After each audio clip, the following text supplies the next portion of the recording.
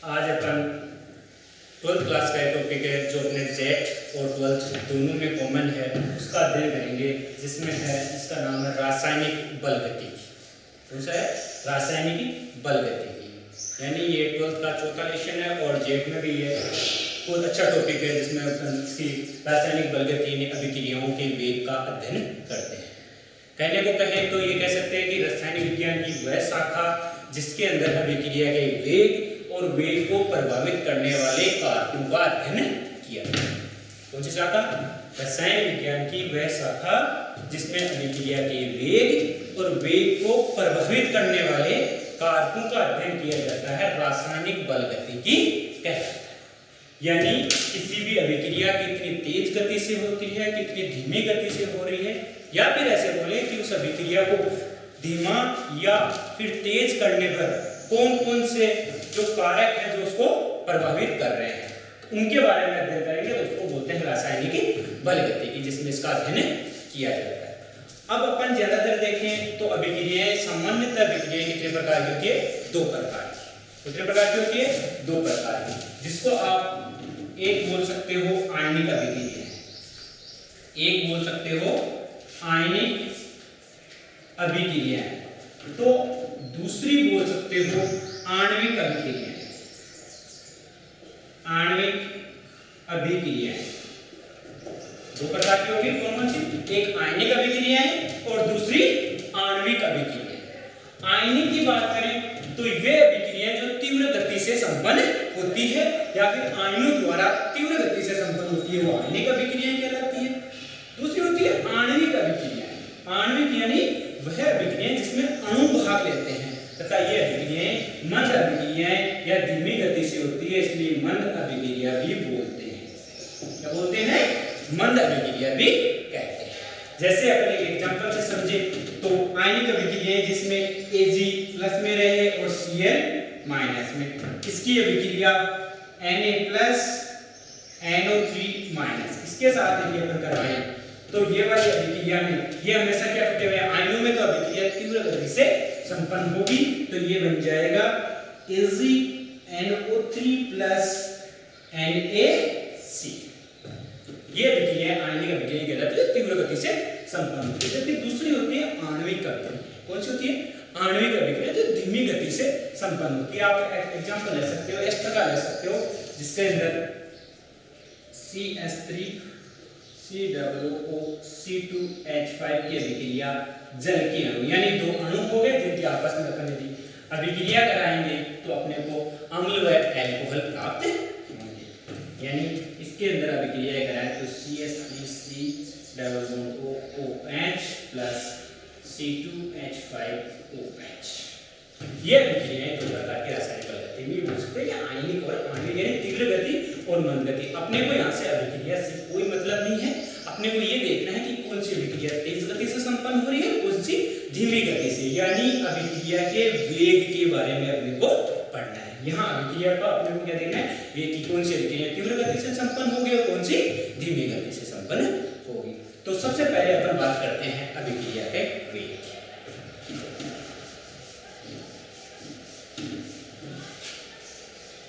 अब देखो अभिक्रिया का वेग।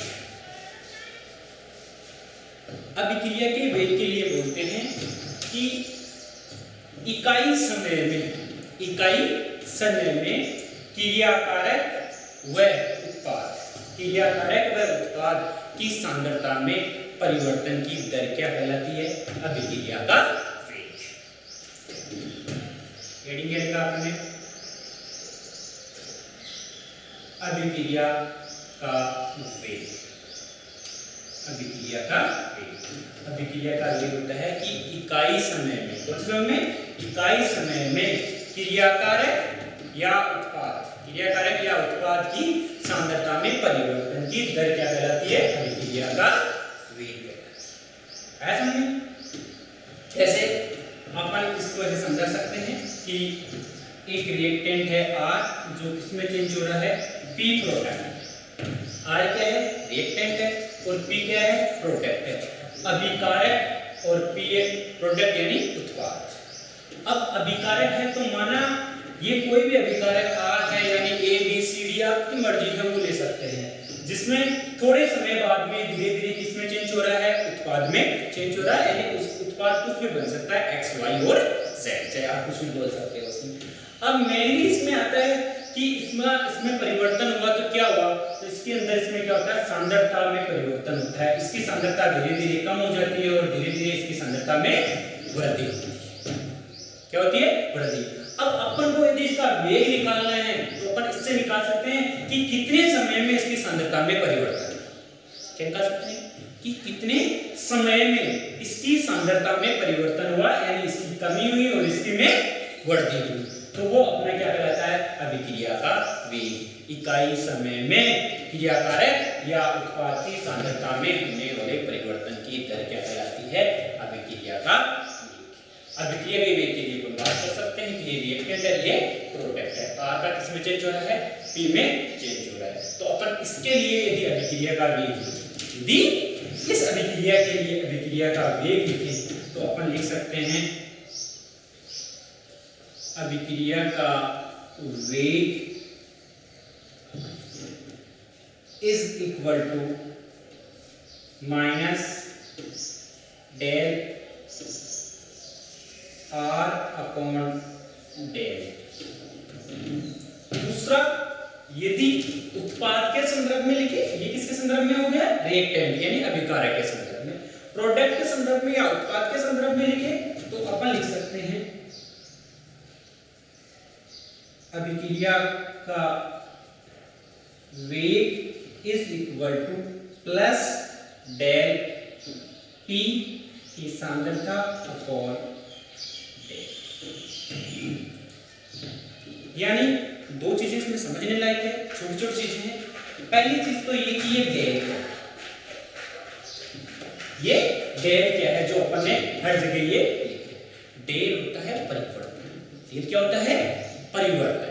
दो परिवर्तनों के मध्य का यदि मान की बात करें तो उसको किससे दर्शाते हैं, डेल के द्वारा दर्शाते हैं। जैसे अपन यदि मैं बात करूं किसी की भी, जैसे पहले आयतन 5 लीटर था, फिर 10 लीटर, पहले कितना था 5 लीटर और फिर 10 लीटर हो गया, तो अपन ऐसे बोल सकते हैं कि पहले आयतन 1 लीटर था, कितना था, V1 5 था, इसके बाद में V2 कितना हो गया, 10 हो गया, तो इन दोनों का अंतर कितना हुआ कि V2 minus V1 is equal to 10 minus 5 is equal to 5।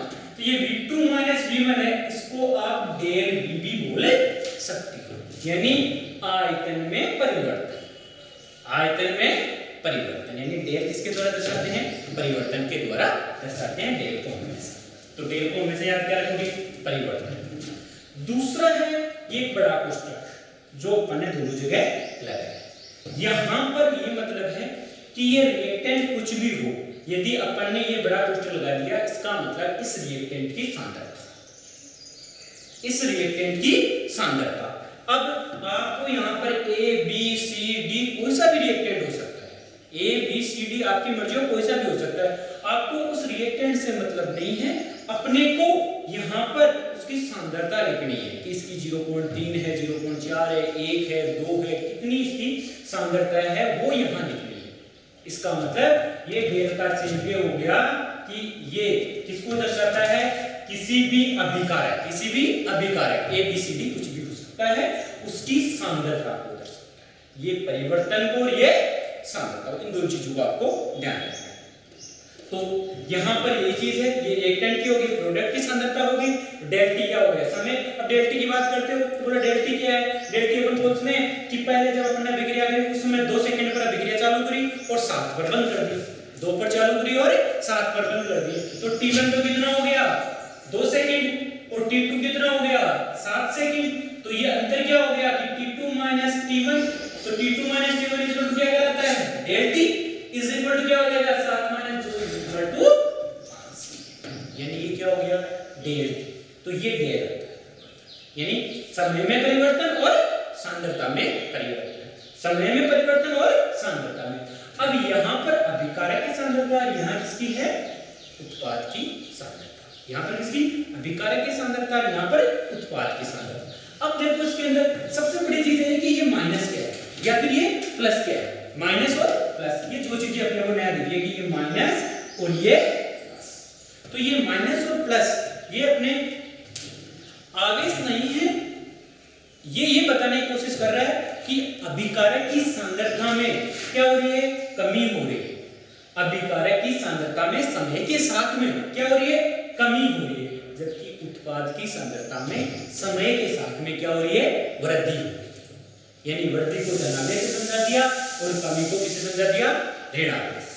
आप इसको समझने के लिए ग्राफ भी बना सकते हैं। क्या बना सकते हैं, ग्राफ बना सकते हैं, जिसके द्वारा आप आसानी से इसको और भी समझ सकते हैं। देखो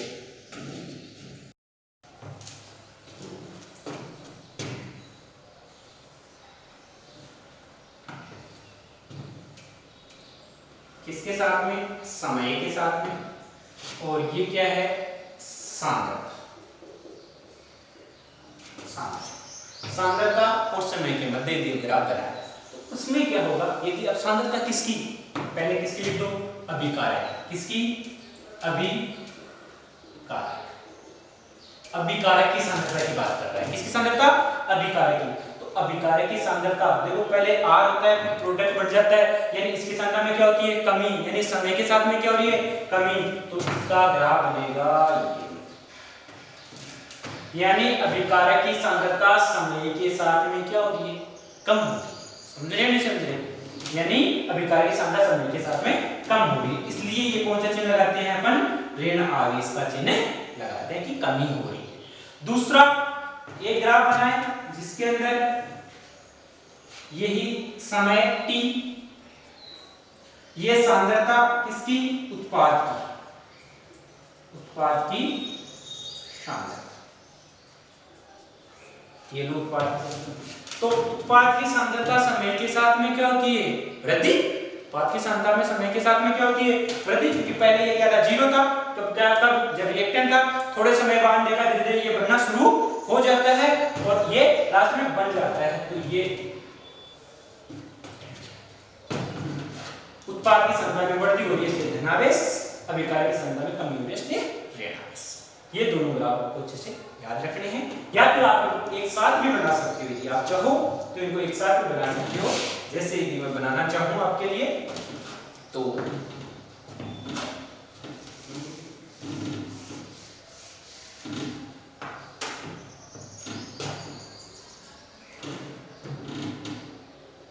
ये लो सांद्रता और ये समय, यानी अभिकारक की सांद्रता में कमी, उत्पाद की सांद्रता में वृद्धि, ये रिएक्टेंट के लिए और ये प्रोडक्ट, ये दोनों का कॉमन अपना ग्राफ हो गया, जिसके अंदर आसानी से आप बता सकते हो कि ये वाला अभिक्रिया का वेग किस तरह प्रभावित होता है और ये अभिकारक के लिए, ये उत्पाद के लिए, तीनों के लिए आसानी से आप बता सकते हैं उसमें अभिक्रिया के वेग के बारे में।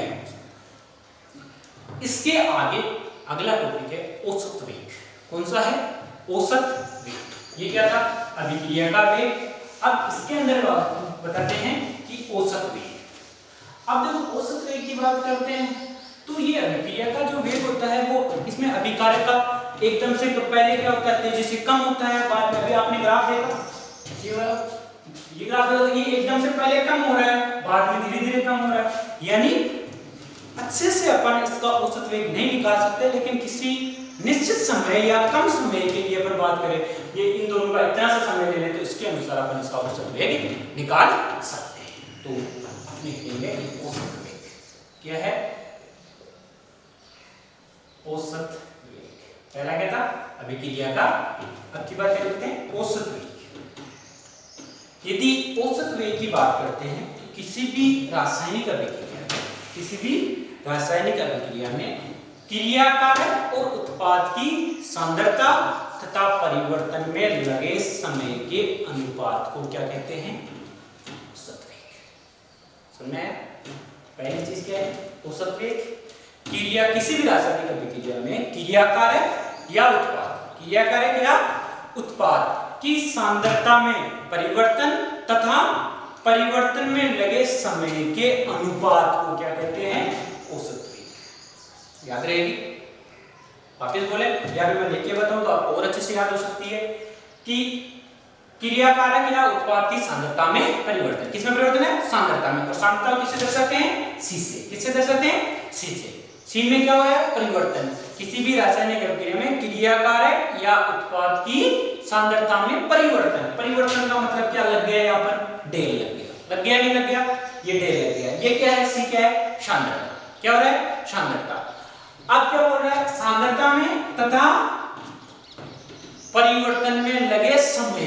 परिवर्तन में लगे समय, यानी ये क्या हो गया? समय को किसी टी से, और परिवर्तन में लगा तो क्या हो गया? डेल। क्या हो गया? Del T. यानी इन दोनों के अनुपात को क्या कहते हैं? औसत वेग। क्या कहते हैं? औसत वेग। अब अपने परिवर्तन बोला तो वो धनात्मक भी हो सकता है, ऋणात्मक हो सकता है, या कमी भी हो सकती है, या वृद्धि भी हो सकती है। तो आप यहाँ लिख सकते हो प्लस और माइनस। तो ये क्या कहलाता है?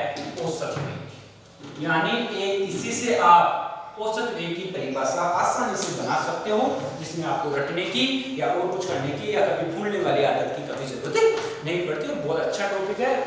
यदि इसको रटोगे तो रटने में आपस में कंफ्यूज हो जाते हैं, लेकिन यदि इसको आप फॉर्मूले से या फिर नाम से रखोगे तो बहुत अच्छा। औसत वेग, औसत यानी एवरेज, ठीक है। वेग की पर बात करते हैं तो वेग अपन ने बोल दिया सांद्रता अपॉन समय 100% है, उसमें कोई दिक्कत कहीं चेंज नहीं करना अपने को, ठीक है। सांद्रता अब अपन बोलते हैं सांद्रता किसी क्रिया कारक या उत्पाद की, तो औसत वेग इज इक्वल टू क्रिया कारक या उत्पाद की सांद्रता में परिवर्तन। क्रिया कारक या उत्पाद की सांद्रता में परिवर्तन तथा परिवर्तन में लगे समय, इन दोनों के अनुपात को औसत वेग कहते हैं, जिसमें कमी भी हो सकती है और वृद्धि भी हो सकती है, तो प्लस और माइनस। ये होता है औसत वेग। दो चीजें होंगी, अभिक्रिया वेग हो गया, औसत वेग। तीसरा है तात्क्षणिक वेग। तीसरा है तात्क्षणिक वेग।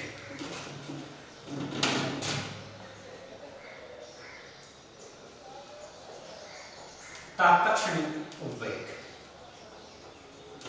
अब बोलते हैं ये क्या होता है? हकीकत में है वही वेग। ये बोलते हैं किसी निश्चित समय या किसी क्षण अभिक्रिया का वेग क्या कहलाता है? तात्क्षणिक वेग। समझ में आया? किसी क्षण, जैसे अभिक्रिया हो रही है, ये यहाँ से अभिक्रिया चल रही है और ये लगातार ये हो रही है, अपन क्या करें? मैं एक पॉइंट को मैं करता हूं कि ये पॉइंट इस पॉइंट पर, इस सेकंड पर, एक सेकंड के लिए, कितने सेकंड के लिए? एक सेकंड के लिए, या बहुत कम समय के लिए, बहुत कम समय के लिए उस अभिक्रिया का वेग अपन ज्ञात करते हैं, तो उसको क्या बोलते हैं? तात्क्षणिक। किसी रासायनिक अभिक्रिया का किसी क्षण जो अभिक्रिया वेग होता है वही क्या कहलाता है? तात्क्षणिक। कंफ्यूजन होने वाली चीज नहीं है। औसत वेग परिवर्तन में लगा समय, सांद्रता में और परिवर्तन में दोनों के अनुपात को बोलते हैं, लेकिन तात्क्षणिक वेग बोलते हैं किसी अभिक्रिया का किसी क्षण अभिक्रिया का वेग ही क्या कहलाता है? तात्क्षणिक। यानी नॉर्मली है जो अभिक्रिया का वेग पीछे बढ़ रहे थे, इकाई समय में होने वाला परिवर्तन वही बोल रहे हैं, वो और तात्क्षणिक वेग एक ही है, वो नॉर्मल अभिक्रिया के लिए पूरा होता है, और ये तात्क्षणिक वेग एक किसी क्षण, यानी अति सूक्ष्म समय के, यानी अति सूक्ष्म समय के लिए। यदि अति सूक्ष्म समय होगा तो सांद्रता में परिवर्तन भी क्या होगा? अति सूक्ष्म होगा। यानी एक कंडीशन लग गई, क्या लग गई? कंडीशन लग गई कि इसमें परिवर्तन क्या हो रहा है? ना के बराबर होता है किसी क्षण। तो आप इसको ऐसे लिख सकते हैं कि लिमिट डेल टी से जीरो, डेल टी से zero, del C upon del T plus minus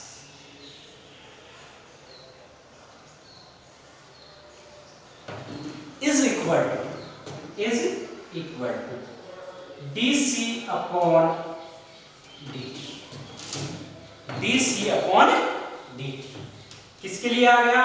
अपन ने क्या लगा दी? तात्क्षणिक वेग के लिए क्या लगा दी? लिमिट लगा दी। लिमिट क्या लगा दी? कि बहुत कम परिवर्तन है, बहुत कम परिवर्तन। तो del C upon del T is equal to क्या आ गया? D C upon D T, और ये प्लस और ये माइनस, यानी वृद्धि और कमी।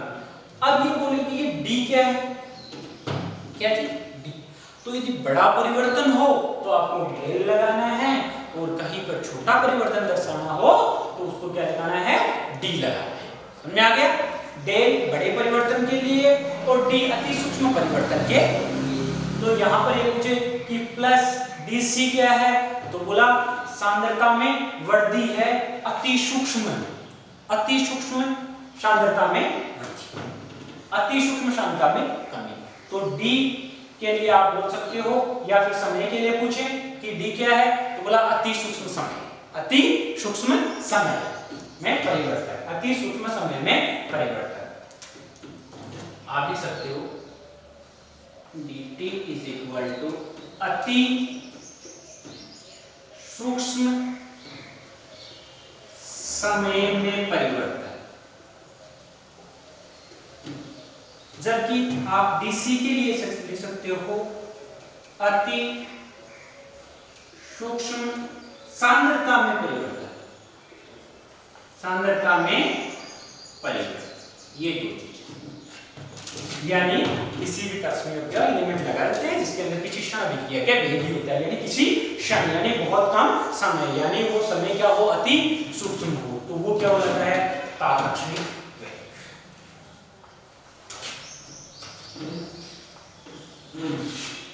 ये दो चीजें हो गई। तीसरी है, तीन हो गए, चौथी है प्रारंभिक वेग।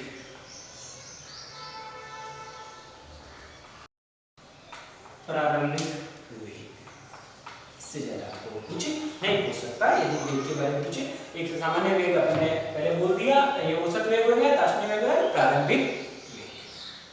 अब यदि प्रारंभिक वेग के लिए अगर बात करें तो प्रारंभिक वेग बोला कौन सा होता है, जब बोला जब अभिक्रिया शुरुआत होती है, जब किसी अभिक्रिया की शुरुआत होती है तो उस समय जो अभिक्रिया का वेग रहता है उसको प्रारंभिक वेग बोल सकते हैं। या फिर बोल सकते हो किसी समय t इज इक्वल टू 0 पर, किसी समय t इज इक्वल टू 0 पर जो अभिक्रिया का वेग होता है उसको भी प्रारंभिक वेग कहते हैं।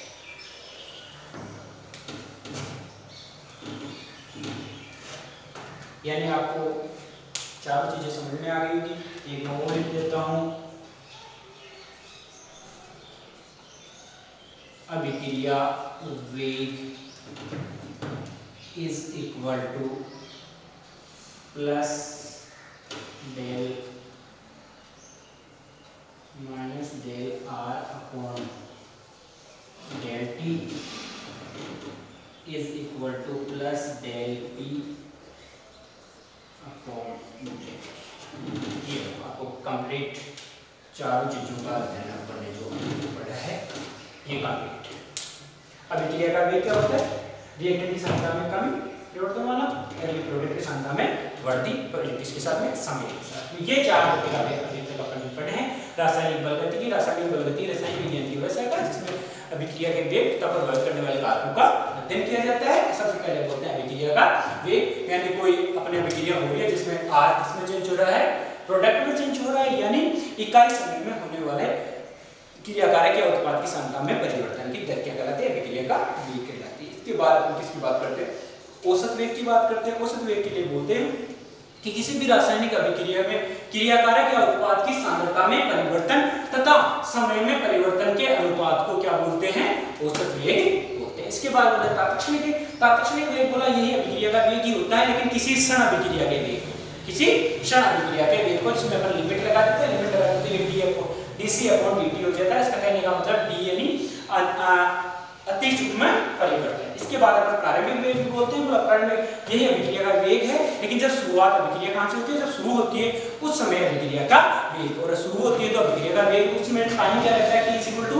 0, तो उस समय हो जाता है ये अभिक्रिया का वेग। ये चार टॉपिक्स है जिसके बारे में अपन अध्ययन करने या छोटे मुझे इसको समझने की कोशिश करें। अभिक्रिया का वेग, अब अपन अभिक्रिया के वेग को और यदि किसी दूसरी रासायनिक अभिक्रिया पर अप्लाई करें तो बोला अभिक्रिया का वेग कैसे आता है, क्या आता है, कब इसमें कमी बताते हैं, कब इसमें वृद्धि बताते हैं। तो एक दो एग्जांपल से अपन और तात्क्षणिक वेग वाला d upon dt, dc upon dt से अपन करने की कोशिश करते हैं। जैसे अभिक्रिया के वेग में और क्रियाकारक और उत्पाद आपस में क्या समानता।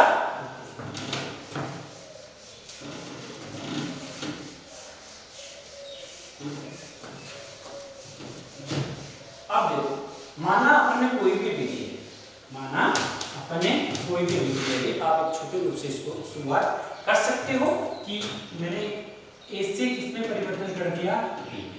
कोई अभिक्रिया क्या है, ए किसमें चेंज हो रहा है, बी। अब आपको पूछे कि अभिक्रिया का वेग क्या है, तो अब आपको लिखना है कि अभिक्रिया का वेग is equal to D A की सांद्रता, ए की सांद्रता, जितनी सांद्रता होगी वो, इससे मतलब नहीं अपने को उसकी सांद्रता, upon D is equal to, किसमें चेंज हो रहा है, उत्पाद में, तो ये लो is equal to D, B की क्या है सांद्रता, अपॉन डी टी, इसमें लगा समय। ये एक दूसरे के बराबर होगी, क्या होगी, एक दूसरे के बराबर, यानी इसका एक मोल ए है तो एक मोल क्या बनेगा, बी बनेगा, एक मोल ए है तो एक मोल क्या बनेगा, बी बनेगा, यानी इसकी सांद्रता इसमें परिवर्तन हो जाएगी। अब देखो इन दोनों में सांद्रता में कमी किसकी होगी, ए धीरे धीरे कम होगा, बी बनेगा, तो ए में कमी होगी तो ए क्या आ जाएगा माइनस, और बी में वृद्धि होगी तो बी क्या हो जाएगा प्लस, बाकी दोनों एक दूसरे के क्या होंगे, बराबर होंगे, यानी अभिक्रिया का वेग is equal to minus D A upon D T is equal to plus D B upon D. आया समझे, एक सदिश के प्रक्रिया में, यानी जितना ये होगा उतना ही इसमें ये परिवर्तन हो जाएगा, ये इसमें ऋणात्मक परिवर्तन होगा तो इसमें धनात्मक, यानी इसमें कमी होगी, इसमें वृद्धि होगी, बाकी और सेम में रहेगा।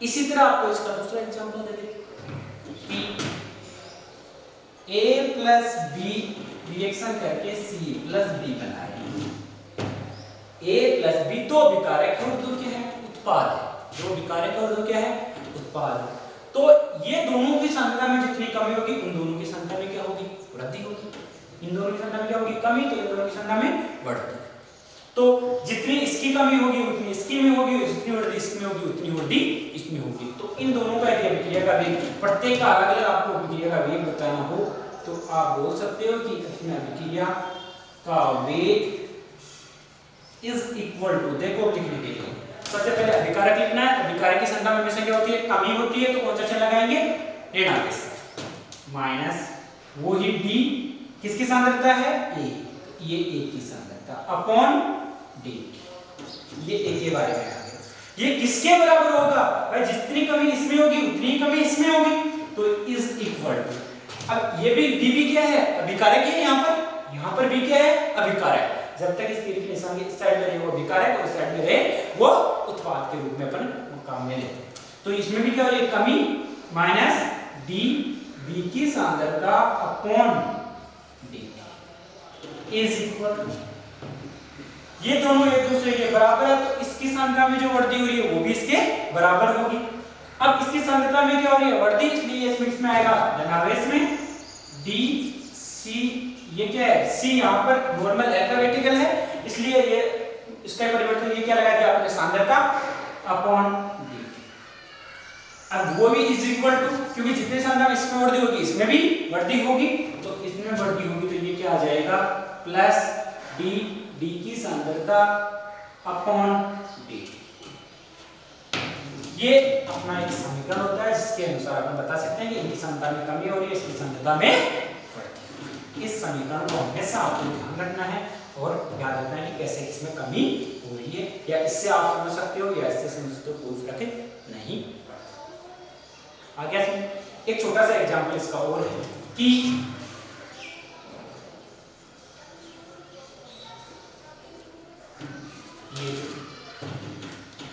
ए और बी सी और डी में चेंज हो रहे थे, यानी दो थे दो हो रहे थे, अब यहाँ पर दो एक के अणु कितने हैं, दो अणु हैं, और वो बी और सी में परिवर्तन हो रहे हैं, तो बोला कैसे होगा, एक दूसरे के बराबर कैसे होंगे, बोला इसको बराबर करना है तो ये स्टोइकियोमेट्री समीकरण द्वारा आसानी से समझाया जा सकता है। कौन सा समीकरण, स्टोइकियोमेट्री समीकरण द्वारा इसको समझाया जा सकता है, जिसमें आप लिख सकते हो कि अभिक्रिया का वेग इज इक्वल टू, पहले अभिकारक ए के लिए लिखना है तो वही क्या आ जाएगा माइनस, अब इसके कितने अणु हैं, दो, यानी इसके दो अणु में कमी हो रही है, कितने अणु में कमी हो रही है, दो, तो अपन इसको लिखेंगे 1/2 डी ए की सांद्रता upon dt is equal to कितना, एक अणु प्लस का चिन्ह, डी बी की सांद्रता अपॉन dt, और तीसरा इज इक्वल टू में कौन आ जाएगा, प्लस डी सी की सांद्रता अपॉन dt, ये तीनों एक दूसरे के बराबर हो जाएगी, यानी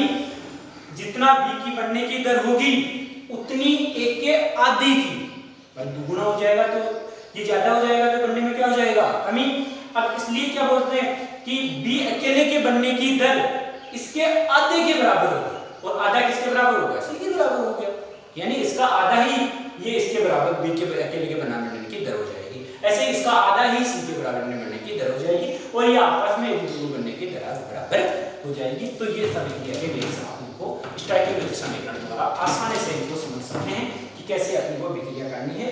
अब आपको एक एग्जांपल लेके बताऊं, तो उसमें आप यदि कैसे करोगे, जैसे